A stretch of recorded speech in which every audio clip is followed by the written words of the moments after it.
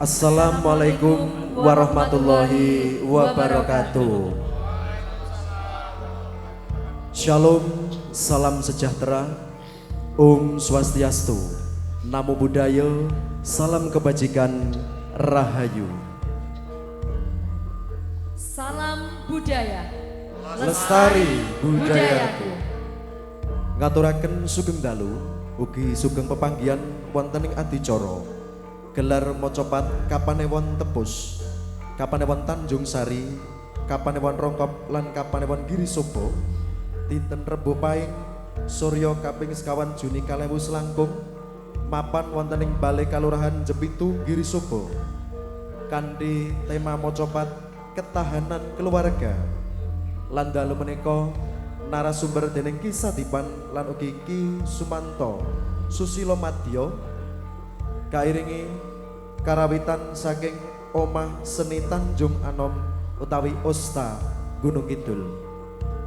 boten kata lumpen ngaturaken sugeng rawuh lan sugeng lenggah ugi ingkang kinurmatan Bupati Gunung Kidul utawi ingkang Hamakili, ingkang kinurmatan Pati Kundo Kabudayan Kabupaten Gunung Kidul, Sekretaris Kundo Kabudayan Kabupaten Gunung Kidul, Kepala UPT Taman Budaya Gunung Kidul, Kepala Bidang Warisan Budaya, PLT Kepala Bidang SBSP, ingkang kinurmatan Ketua Dewan Kebudayaan Kabupaten Gunung Kidul, ingkang kula hormati Panewu Girisobo, Rongkop Tepus Tanjung Sari, ingkang kinurmatan Kapolsek Girisobo, Rongkop Tepus Tanjung Sari, ingkang kula hormati dan Ramil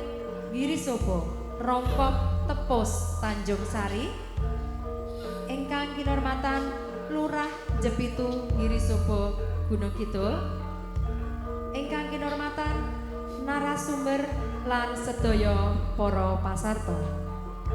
Lan kepareng dalu menika sarengan kalian kula Rangga Wijaya, Kula Endah Kartika Sari, kepareng handharaken lampahing adicara wonten ing dalu menika mugi rahayu ingkang sami pinanggih lan sumangga sami handharakaken gelar mocopat kapanewon tepus Tanjung Sari Rongkop Girisobo.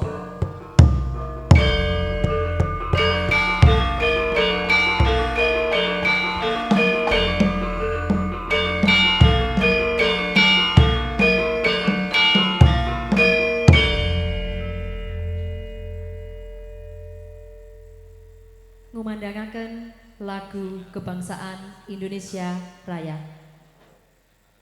Kaaturaken jumeneng sawetawis.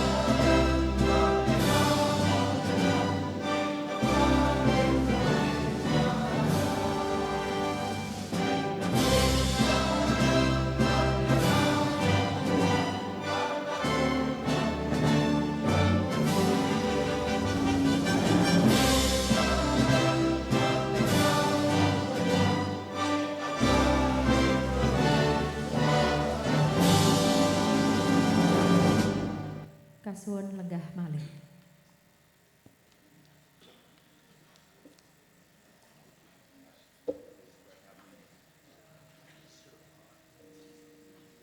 Para lenggah ingkang minulya, kepareng salajengipun sumangga nyuwun wonten ngarsanipun Gusti ingkang Maha Kuwaos kanthi ndedonga lan ndedonga menika kairing gending pandonga ketawang pangkur nyamat pelok 6 pangripta cakepan Ki Sadipan sumangga.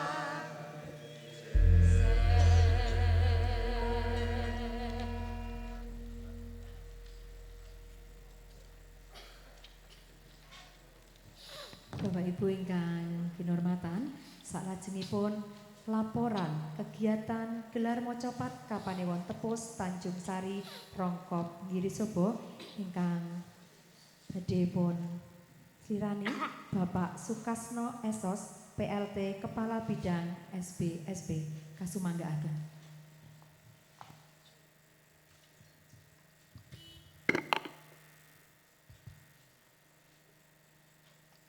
Assalamualaikum warahmatullahi wabarakatuh. Waalaikumsalam warahmatullahi wabarakatuh. Salam budaya. Lestari budaya. Ateges ngrembakanipun lan lestantunipun kabudayan sinarengan kalian geteripun jantung kula panjenengan sami ingkang sami rawuh wonten ing papan menika. Panjenenganipun Bupati Gunung Kidul ingkang dalu menika kasarira dening Pati Kundo Kabudayan Bapak Khairul Agus Mantara SIPMM ingkang sadu dat minulya Penewu Tepus Tanjung Sari Rongkep lan Giri Subo miwah Forum Komunikasi Pimpinan Kapanewon ingkang satu dan kinurmatan Pati Kundo Kabudayan miwah jajaran struktural yang satu winengku ing cagungi pakurmatan narasumber ingkang satu dan kinurmatan Ketua Dewan Kebudayaan Kabupaten Gunung Kidul ingkang satu dan kinurmatan Lurah Jepitu ingkang satu dan kinurmatan para pasarto ingkang winengku ing Cuko Basuki pimpinan Omah Seni Tanjung Anom ingkang tansah mamarti kabudayan adiluhung ingkang sadu winengko ing Suka Basuki. Mugi wonten keparingipun atur palapuran ingkang sepisan boten kesupen ngaturaken puji panglembana syukur diawit paringipun kanugrahan saking Gusti ingkang Maha Linangkung. Diawit kanugrahan ingkang sampun kaparingaken mawurahan dhateng kula panjenengan sami ingkang sami rawuh. Satama saged nyawiji wonten ing papan menika kanthi kebaing kawilujengan. Boten sekepan ngaturaken sugeng rawuh sinartan atur wilujeng dalu. Kairing agenging panuwun ingkang tanpa upami dene Bupati Gunung Kidul. Miwah jajaranipun panewu miwah jajaran struktural Kundha Kabudayan Kabupaten Gunung Kidul, narasumber lan para pasarta ingkang sami rawuh. Minangkani menapa ingkang dados panyuwunipun Kundha Kabudayan Kabupaten Gunung Kidul saperlu ngadani gelar utawi pagelaran mocopat ingkang mapan wonten ing Balai Kalurahan Jepitu. Perlu kawuningan matur wonten recanipun Bapak Bupati ingkang dalu menika kasarira dening Pati Kundha Kabudayan bilih pagelaran mocopat wonten ing dalu menika mujudaken pagelaran putaran ingkang angka kalih kasengkuyung dening para pasarta sekawan Kapanewon, Tepus, Tanjung Sari, Rongkop lan Girisuba. Pagelaran mocopat ing dalu menika satunggaling kupiya kangge ngrembakakaken lan nglestantunaken budaya adiluhung tilaranipun para kaki. Kanthi cara nguri-uri ngurip-urip ing pangangka salajengipun mugi saged nguripi dhateng Brayat Ageng Kabupaten Gunung Kidul. Wondene narasumber dalu menika panjenenganipun Ki Sadipan ingkang sampun boten beneh malih Brayat Ageng Kabupaten Gunung Kidul. Angka kalih Ki Sumanto Susilo Madya saking Krida Mardawa Kraton Ngayogyakarta Hadiningrat. Boten kesupen ngaturaken ageng panuwun ingkang tanpa pami wonten recanipun para narasumber ingkang sampun kepareng anjenengi miwah ngampingi saking latihan ngantos dumugi pagelaran ing dalu menika. Mugi Gusti ingkang murbeng dumadi tansah paring lerlintu ingkang satraju kaliyan ingkang panjenengan sami paringaken dumateng Brayat Ageng Kabupaten Gunung Kidul. Pagelaran mocopat menika kasengkuyung BKK Dana Keistimewaan lumantar sub kegiatan pembinaan dan pengembangan bahasa dan sastra bidang sejarah bahasa sastra dan permusiuman Kundha Kabudayan Kabupaten Gunung Kidul. Nyuwun donga pangestu mugi pagelaran menika purwa madya ngantos wusananipun sakmangke lumampah kanthi gancar rancak boten wonten pambengan kalis ing rubida.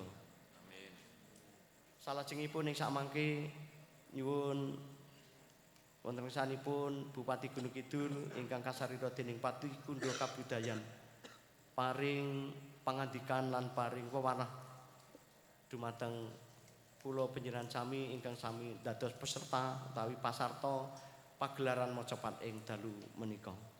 Mbok bilih kirang wicaksana menawi kula matur kathah semanten lan mekaten ingkang saged kula aturaken wekdal katur kundur wonten sanipun kadang pambiyawara. Salam budaya. Lestari budayaku. Assalamualaikum warahmatullahi wabarakatuh. Waalaikumsalam warahmatullahi wabarakatuh. Ngaturaken kenging matur nuwun lan kepareng salajengipun Bapak Ibu menika badhe katuraken aturing gati kepareng wonten ing tilaksana menika dipun sarirani panjenenganipun Pati Kundha Kabupaten Gunung Kidul dumateng panjenenganipun Bapak Haji Khairul Agus Mantara SIPMM kasumanggaken. Assalamualaikum warahmatullahi wabarakatuh. Waalaikumsalam Salam budaya. Ingkang sami-sami kita hormati narasumber Pak Sadipan kalian Pak Sumanto. Ingkang kula hormati Ketua Dewan Kebudayaan Kabupaten Gunung Kidul, rawuh piyambak wonten menika Bu Warsila. Ingkang kula hormati kanca-kanca kula panewu menika 4 kecamatan ning panewune kalih. Menika panewu Tanjung Sari Kosong, panewu Rongkop nembe tindak haji. Dados sing rawuh wonten mriki Pak Panewu Tepus ngerangkep Tanjung Sari, Mas Subiantoro, so Pak Edi. Panewu Anom ingkang leres pun tugasi dados PLH Mas Ardiono sing dalu. Ingkang kula hormati Pak Kapolsek sekawan kecamatan Kapanewon, Tepus Tanjung Sari Rongkop Ngiri Subo. Ingkang kula hormati Pak Dan Ramil Tepus Tanjung Sari Rongkop Ngiri Subo, Pak Lurah Jepitu, lajeng warga Pasarto Mojopat wonten ing dalu menika ingkang bagya mulya saha kanca-kanca Osta ing dalu menika badhe ngregengaken wonten ing gelar Mojopat ingkang putaran kalih. Salajengipun Bapak Ibu mohon kala wau Bu Bupati menika, Bu Indah menika jatosipun sampun wonten ing sekitar mriki. Dados kala wau ngeculke anakan penyu. Terus ten Wedhiamba nika wonten tigan penyu lajeng netes gek wau niku ngeculke penyu janjane ten nika. Ning kadose mboten dumugi wekdalipun lajeng kala wau wonten mergi dawuh kula supados makili Bu Indah sesarengan Mojopat kalian panjenengan sedaya. Tentu kalau wau ki piyambakipun kinton salam dhateng panjenengan sedaya. Mugi-mugi panjenengan kaparingan bagas waras lan enteng sedayanipun. Bapak Ibu ingkang kula hormati, kula dalu menika ugi mboten piyambak, kula ngajak kanca-kanca kula, Pak Sekdin, Pak Rudi, Pak Kepala TBG, Pak Kepala Bidang Warisan Budaya, kula ajak dalu menika. Mungkin ndak sing rekoso guru kula dhewe. Dadi nika kula telponi ayo ngancani aku ning Jepitu. Nah, salajengipun Bu Wani dalu menika mboten saged sowan karena sampun mendem rasulan kalau wau undangan pinten-pinten titik nggih nika izin mboten saged marak sowan wonten ing dalu menika. Bapak Ibu ingkang kita hormati, gelar Mojopat menika rumiyin rikala kepala bidangipun Pak Rudi menika pun kempalaken dados tunggal wonten Taman Budaya. Lah lajengipun wonten ing sakbibaripun acara menika Bupati menika dawuh rikala semanten mbok coba disebar di 18 kecamatan atau nek dawuhe niku. Ning ajeng ngecake 18 kecamatan kok ngetoke suwi. Mungkin ndak kasusul agenda sanesipun karena agenda kebudayaan wonten ing kala wingi tahun 2021 luar biasa. Total event nika nek diitung sedaya menika meh 1200 event dados napa SDM-ipun mboten nyekapi pramila kesepakatan kalian Pak Panewu ingkang pun utus dengan jabatan sosial kalian kanca-kanca bidang SBS menika didamel sekawan-sekawan kecamatan ngaten. Andalu menika putaran ingkang nomor kalih mugi-mugi pokoke pun ndadosaken kita sansaya seneng kalian sansaya remen kalian Mojopat. Lan kalau mben niki bisik-bisik Pak Kapolsek Pak Dan Ramil. Suatu ketika Mocopat niku pesertane tentara kabeh. Pesertane polisi kabeh. Niki sekti program kalih Kabid SPSP niku. Nggih kersanipun ning iso diklumpukke dadi siji mawon, Mas. Dadi ben gayeng. Kala-kala mirsani punggawa TNI kalih Polri niku ngagem kejawen. Nyatane yo gandeng-gandeng tenan itu. Nek sedulur-sedulur kula Kapolsek. Nggih, kersanipun ya ben srawung karo ageman Jawi gitu. Ning nek wonten lapangan kula kinten disampun sami sedaya ngagem. Bapak Ibu ngurmati mboten kathah ngilo matur saestu mugi-mugi kegiatan menika saged kegiatan kang remenaken karena Mocopat menika mangke badhe pun kupas kalian Pak Manto, Mbah Sadipan menapa ruh saking Mocopat menika bilih saged pun nggih sak kamat-kamat mangke panjenengan saged pirsa isinipun Mocopat. Bilih mekaten sugeng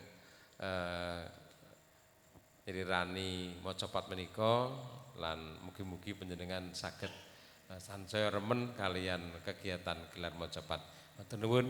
Akhirul kalam. Assalamualaikum warahmatullahi wabarakatuh. Salam budaya. Nyuwun keplok asto apresiasi kagem Bapak Pati Kundo Kabupaten Kabupaten Gunung Kidul kepareng wonten ing titilaksana menika lan salajengipun Bapak Ibu para lenggah ingkang kita hormati menika badhe katuraken bawa swara panembromo sekar Mocopat dandang gula kanyut laras pelok patet 6 pangripta cakepan Ki Sumanto Susilo Madya. Bawa swara menika badhe katuraken dening Mbak Diva Listianingrum saking Kapanewon Rongkop Tuwin Mas Putra Irsa Ilham Pradana saking Kapanewon Tepus. Kalajengaken panembromo lumantar gending ketawang Subo Kastawa laras pelok patet 6 pangripta cakepan Ki Sadipan. Sumangga.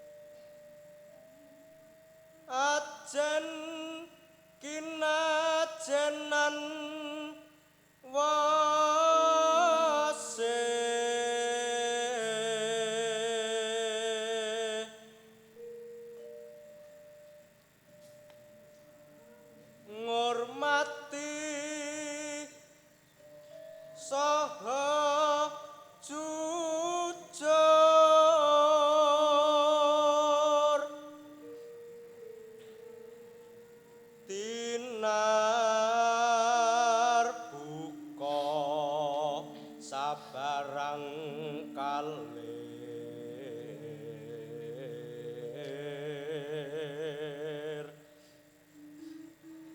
ngupaya bebarengan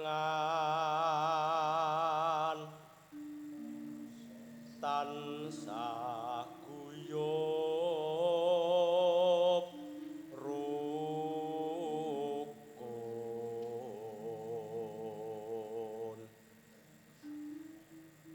tumindak wicaksana tansah asih kemati sarta nastiti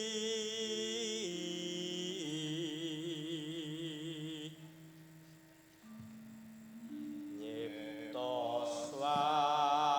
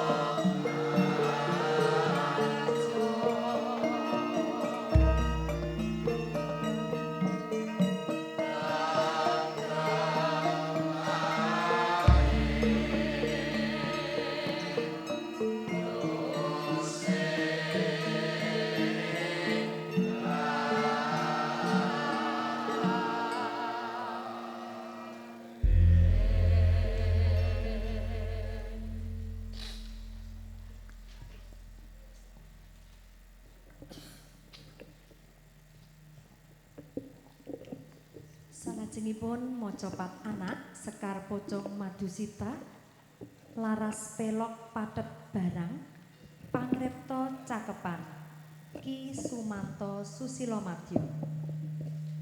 Lan mocopat tunggal menika badhe kaaturaken dening Mbak Kalista Anggun Humaira saking Kapanewon Tebus.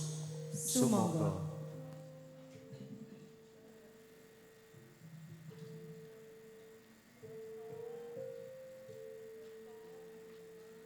Bapak iku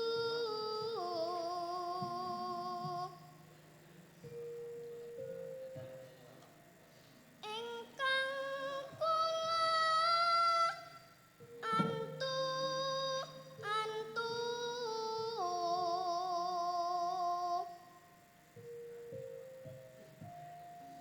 parengat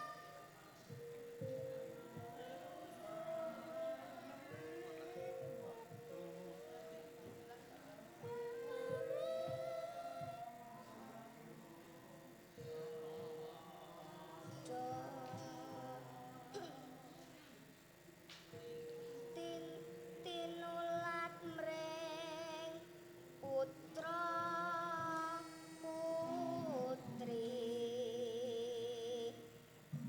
mugi-mugi dadya putra kang piguna.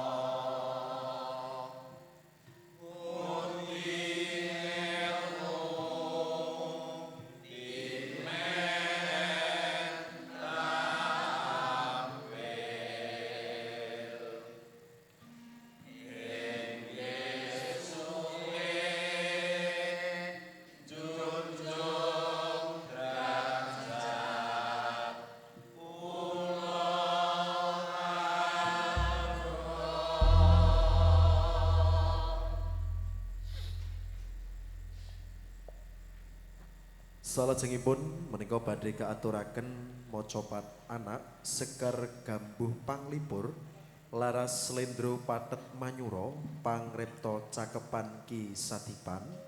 Lan mocopat tunggal badhe kaaturaken dening Mbak Keila Marsha saking Kapanewon Tanjung Sari. Sumangga.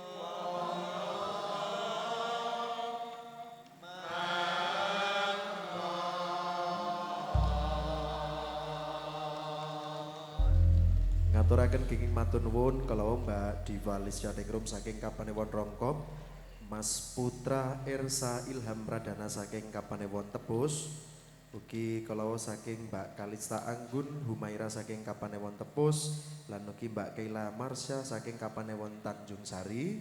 Lan nyuwun keprokipun Bapak Ibu.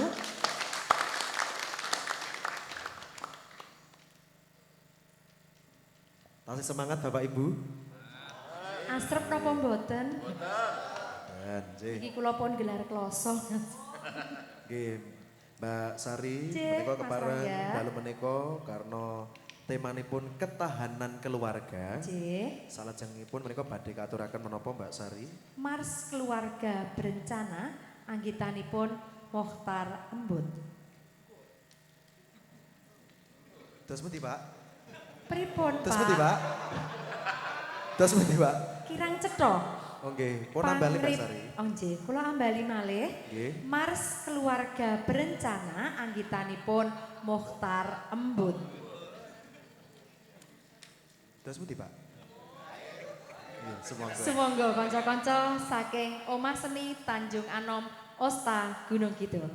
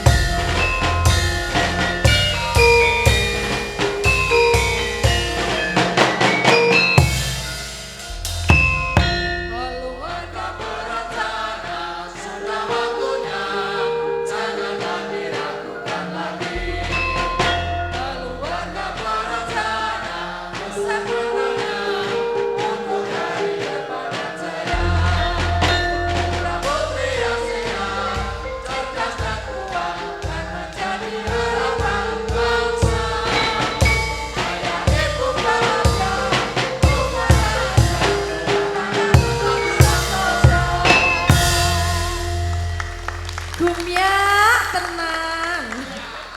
Nggih. Dos pundi Bapak Ibu? Nggih. Sak boleh. Sepole. Keluarga berencana. Boten. Pun, Pun. boten diambali terus. Nggih. Kepareng Mbak Sari nuwun sewu Bapak Ibu Nggih, menika Mas Rangga. kasih sawetawis kagem bawa raos lan Bapak Ibu sinambi sumangga pun nambali nggih angresepi pasugatan lan menika badhe kaandharaken menika aturing gati tapi medaring gati saking narasumber. Nggih, wonten Ki Sadipan ugi Ki Sumanto Susilo Madya. Lan sumangga. Matur nuwun. Assalamualaikum warahmatullahi wabarakatuh. Salam budaya. Lestari budayaku. Simbah kile muni alon-alon. Paton kelakon sing penting kelakon. Nun sewu Pak Manto. Matur nuwun rawuhipun Pak Manto Susilo Madya menika saking Kraton Ngayogyakarta. Sampun kersa jengkar minggah Gunung Kidul.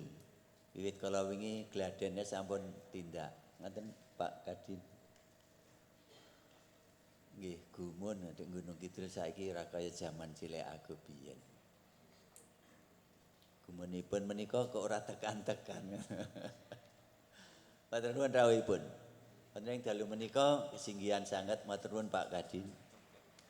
Sampun paring dawuh sanyata saged lumampah kanthi sae ngantos anak-anak putu-putu kula saking senenge nganti lemuni ora pati apik.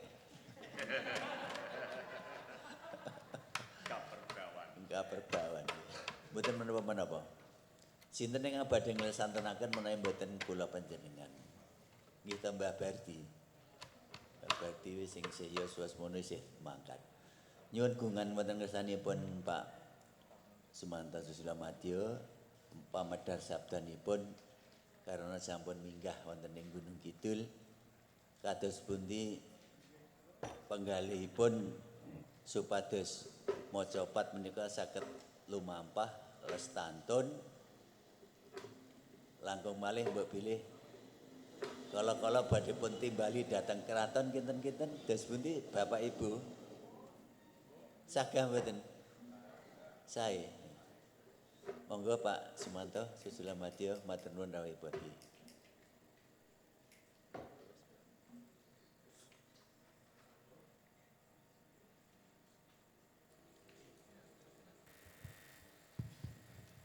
Matur nuwun awit wekdal ingkang sampun kaparingaken dhumateng kula.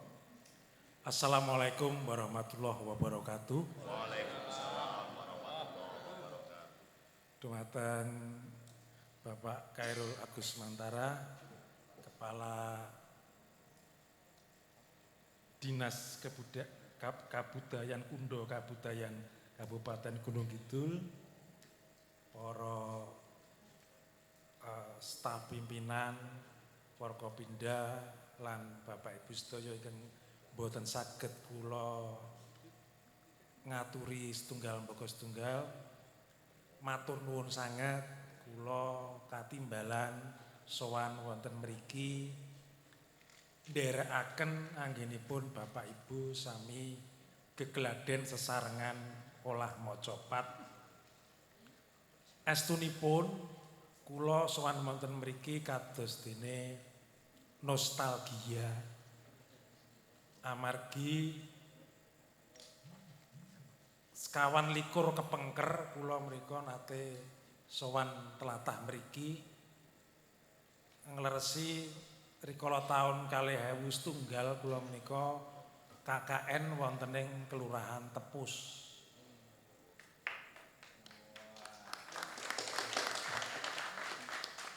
Bapak-bapak saking Tepus pundi nggih? Sisih mrika nggih. Mbok bilih kemutan rikala taun wulanipun Juli dumugi Agustus menika kula sesarengan kanca-kanca saking Institut Seni Indonesia Yogyakarta KKN wonten ing Tepus laminipun kalih wulan. Dados sekedhik kula nggadahi memori kalian tlatah Tepus, Tanjung Sari, lajeng Giri Subo, amargi rumiyin rikala KKN menika saben dalu menika wayangan wonten daerah Tepus dumugi Sumber Wungu menika daerah pundi kula kesupen anunipun.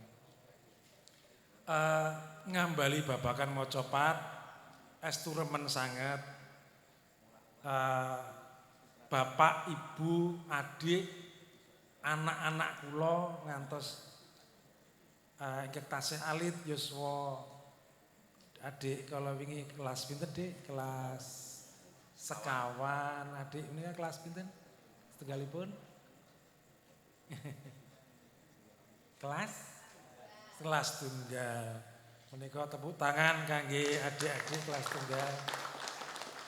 Derek titip Bapak Ibu adik-adik lumantar Dinas Kebudayaan, awakipun piyambak warga Gunung Kidul kedah bersyukur awit menapa amargi Kundha Kabudayan migatosaken sedaya cabang seni ing Gunung Kidul.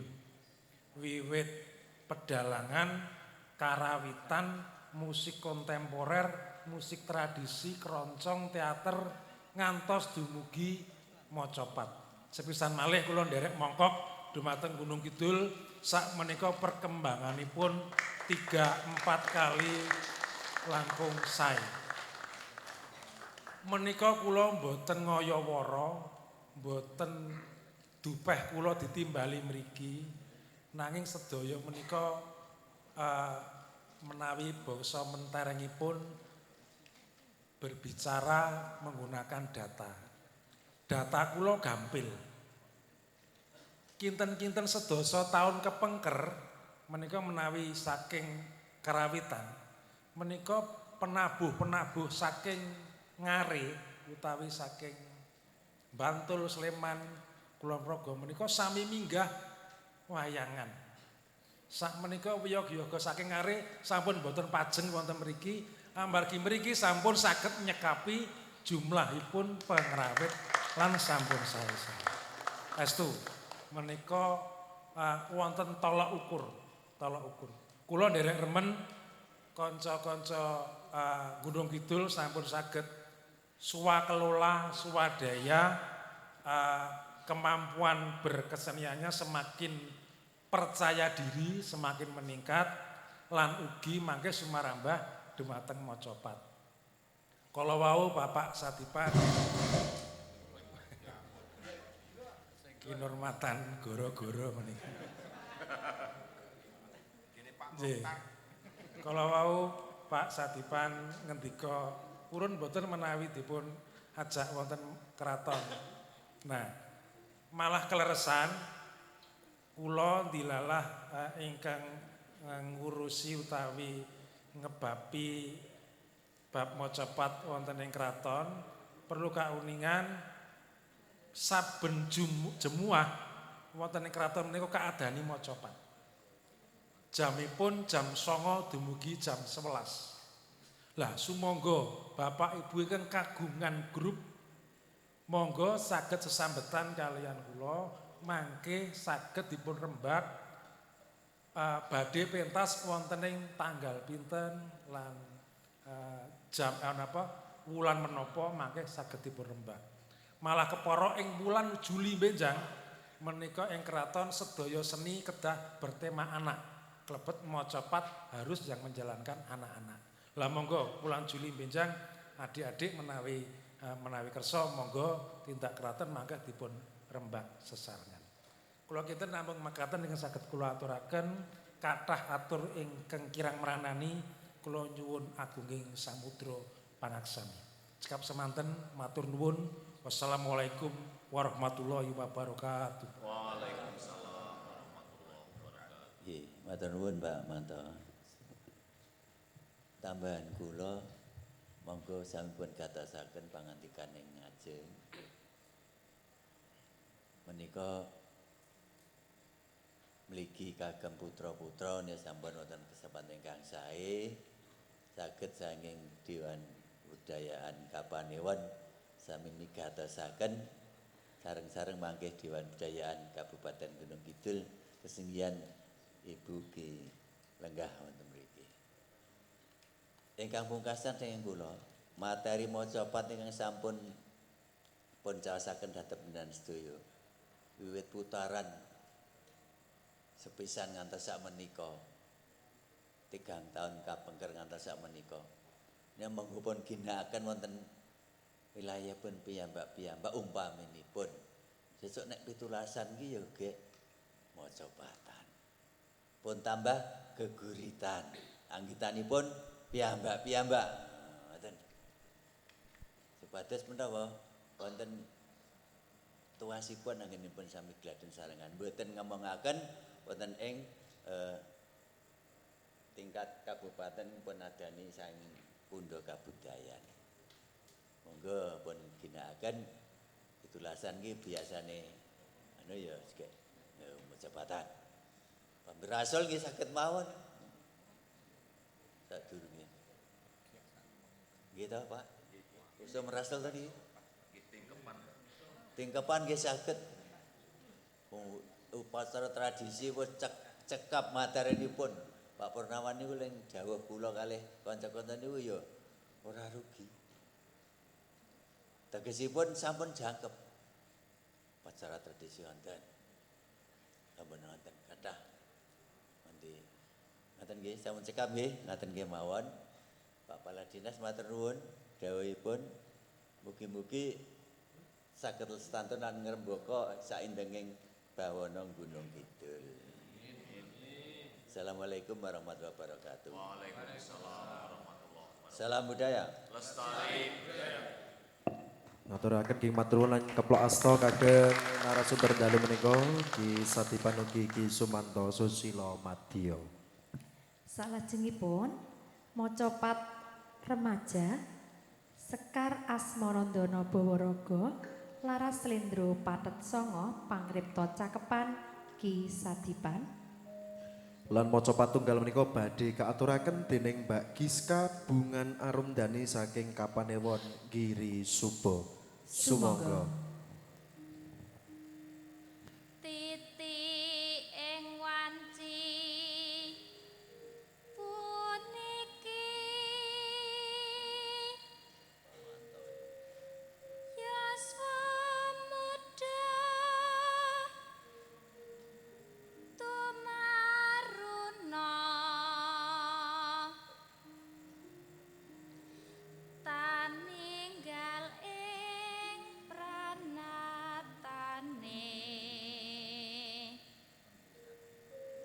ambyar jagat pasrawungan eling yuwa kongsi lena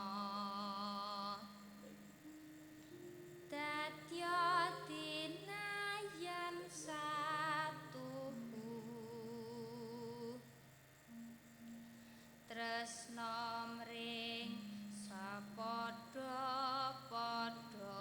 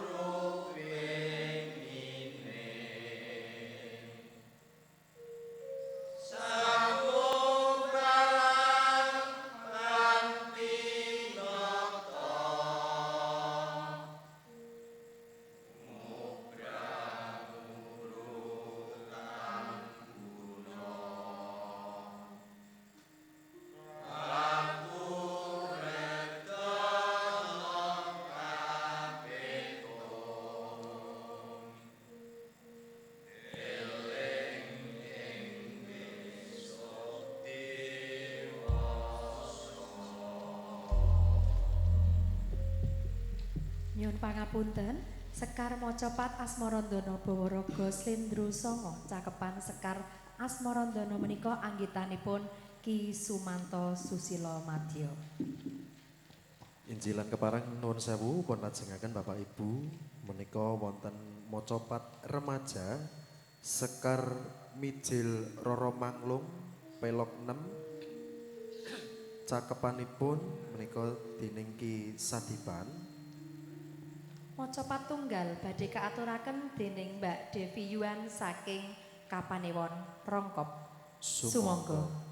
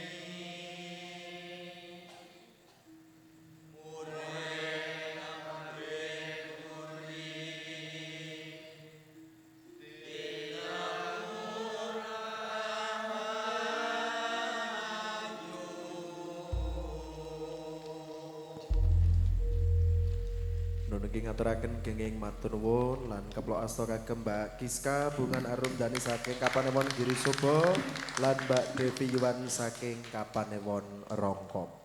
Salajengipun lelagon Gambuh Pangatak laras pelok patet 6 kalajengaken lelagon Aja Dipleroki laras pelok patet 6 anggitanipun Ki Narto Sabdo. Sumangga.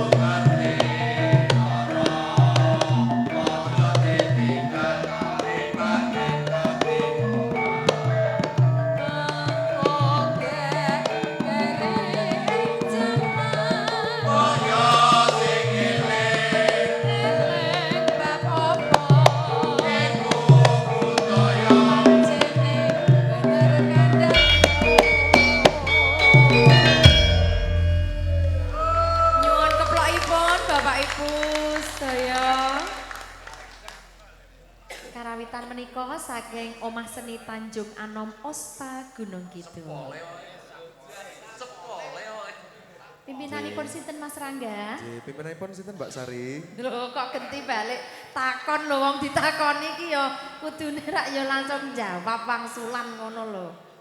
Nggih. Nggih, pimpinanipun wonten Mas Wawan Purnawan. Nggih. Matur sembah nuwun Kakak Wawan.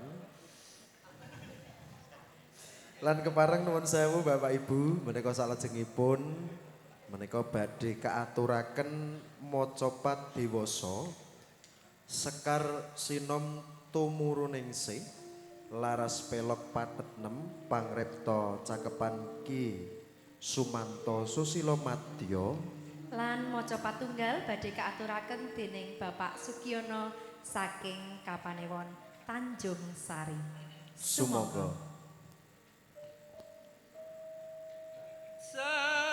Sesinom kita Sri Nata medarkan piwulang ati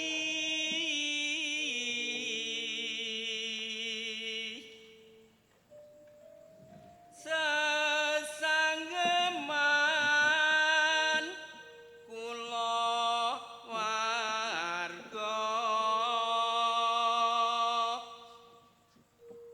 tinrap kakung miwah estri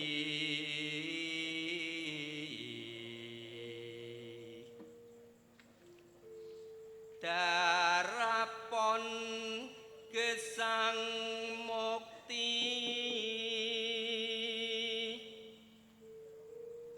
wasito jati pro kakung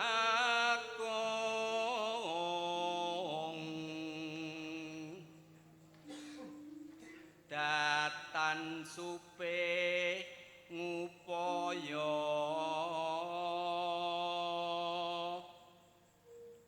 sandang boga kang nyukupi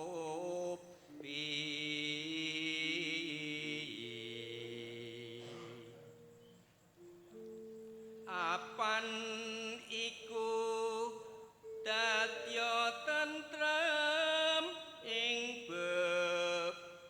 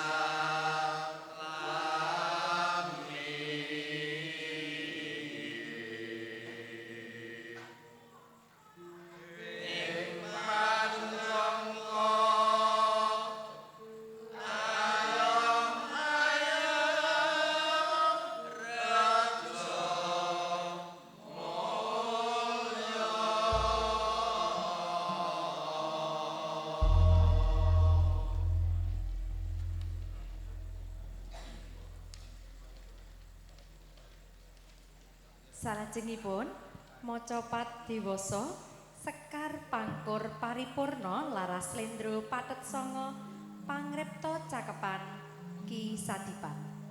Lan maca patunggal menika badhe katuraken dening Bapak Sujarno saking Kapanewon Rongkop. Sumangga. Angutika sang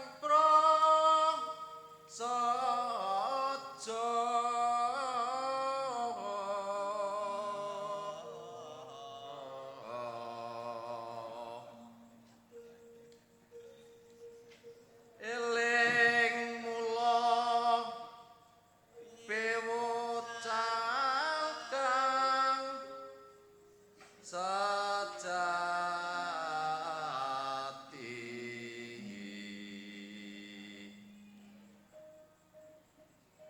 lampahing sampun niku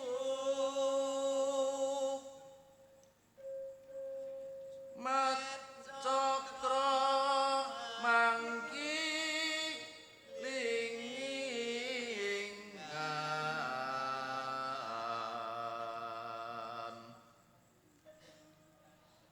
mula payo den utik kanthi tuajo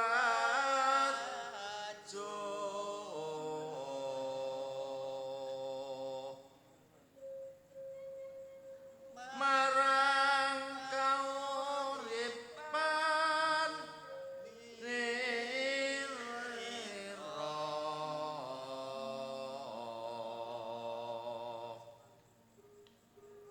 ukuran tiripri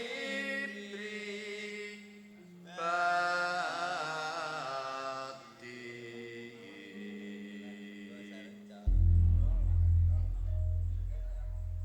Jaman lewat milenial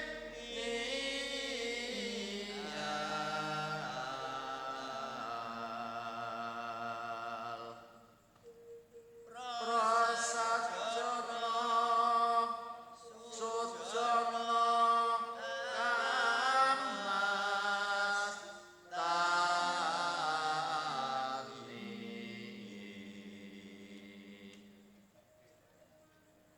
Jaman edan karanipun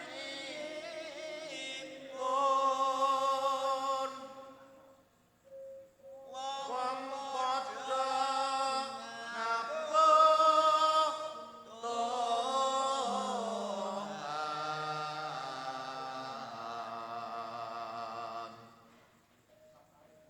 utang silih judi online lan slot iku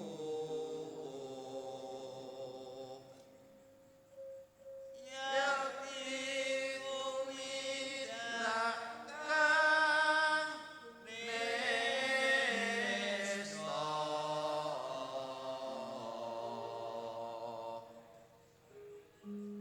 Aja mangkono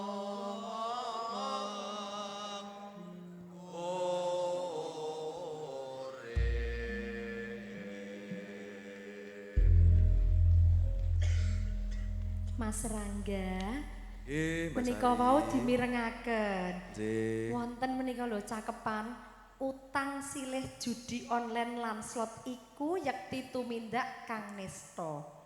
Nah. Niku. Nggih to Pak Sekdin? Nggih. Sapa kuwi? Kanyata Mbah Sadipan ya gaul ya. Nggih. Lah pirsa karo judi online lan slot kok ya. Nggih aja-aja nggih. Mboten to, Mbah? Milenial kok. Ndak damang kok. Nggih. Ndak ora sebene mbahku nggih. Kadosipun Mbah Sadipan nggih nate top up niku. Ndak ngejo. Nggih. Matur sembah nuwun. Lan menika ngemotaken kula panjenengan sedaya nggih Mbak Sari Nggih, dene menika Mas ampun Rangga. ngantos gegayutan kalian judi online utawi slot mekaten. Nggih, mangke saged terungkap ngoten nggih. Nggih leres. Matur nuwun Mas Sujarno Gatot kalau apa nggih. Sanes benten Oh. menika Pak Sujarno. Oh, nggih, Pak Sujarno. Sanes Mas Gatot koncone dhewe kae. Nggih, matur Tak sembah yo nuwun. beda to. Nah. Oh, nggih. Lencir kuning ngoten kok yo. Nek Dasare- Mas Gatot nika rak yo Nggih, nek- kaya Gatot ngoten lho. Pripun Pak Rudi? Jelan Mangkal kepareng. jak kemke kula tak Nggih, menika konco namung gegojèkan sawetawis Bapak Nggih. Ibu lan kepareng pun lajengaken menika maca pat dewasa Sekar Durma Kakawin laras pelok patet barang pangripta cakepan Ki Sumanto Susilo Madya Lan maca patunggal badhe kaaturaken dening Bapak Alif Supriyo saking Kapanewon Giri Subo. Sumangga.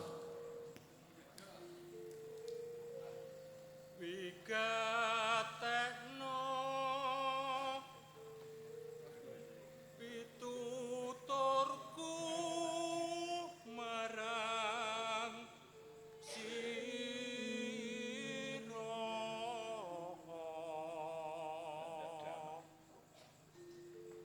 ing jagat raya iki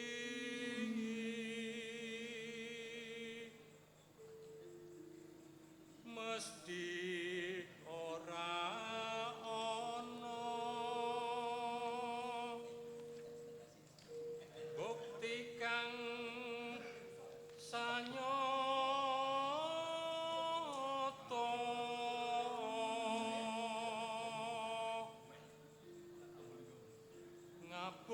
ngabotohan bisa suke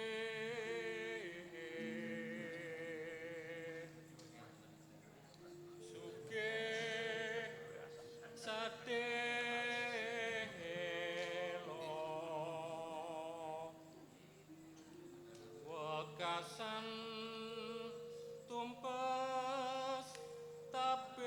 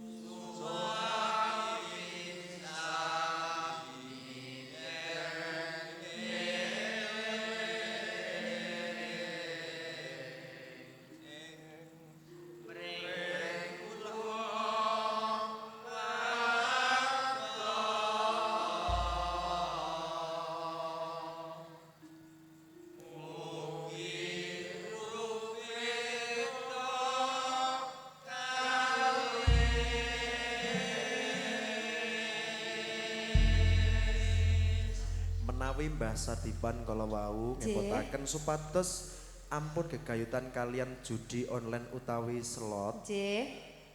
Menawi menika Sekar maca pat menika nggih niki nggih boten pikantuk gegayutan kalian plecet nggih.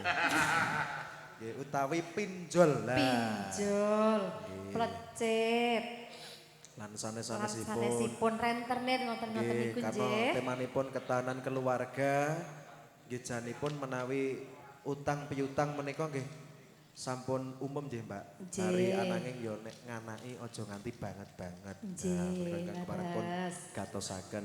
Lan ngaturaken genging matur nuwun ugi nyuwun keplokipun kala wau ingkang sampun kepareng pun aturaken dening Bapak Sugiono saking Kapanewon Tanjung Sari, Pak Sujarno saking Kapanewon Rongkop ugi Bapak Alif Supriyo saking Kapanewon Giri Subo. Salajengipun lelagon Sarung Jagung laras pelok pathet barang anggitanipun Kinarto Sabdo kalajengaken lelagon Gugur Gunung laras pelok pathet barang anggitanipun Ki Cakrawasita utawi KPH Nata Praja. Sumangga.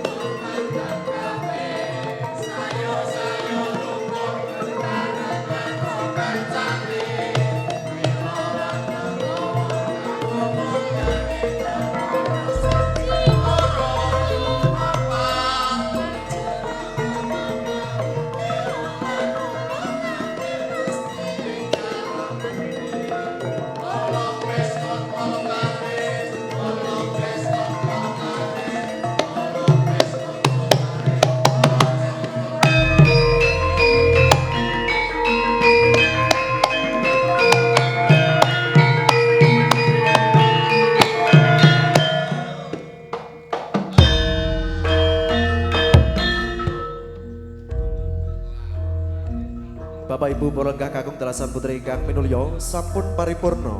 Genya adicara gelar mocopat kapanewon tepus Tanjung Sari, Rongkop lan Girisubo dinten Rebo Paing Surya kaping 1 Juni 2019 mapan ing Balai Kalurahan Jepitu Girisubo.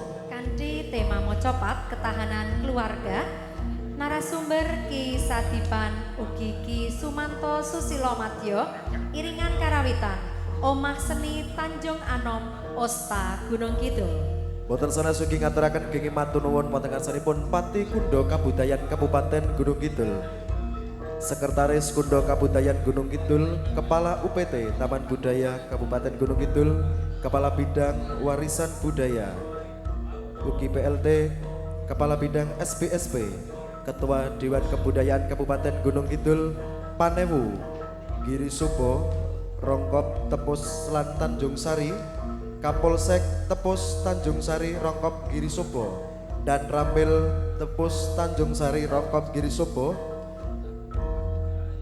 Ketua Dewan Kebudayaan Kapanewon Tepus Tanjung Sari Rongkop lan Girisubo, Lurah Jepitu Girisubo Gunung Kidul, narasumber ugi Bapak Ibu para pasarta gelar mocopat.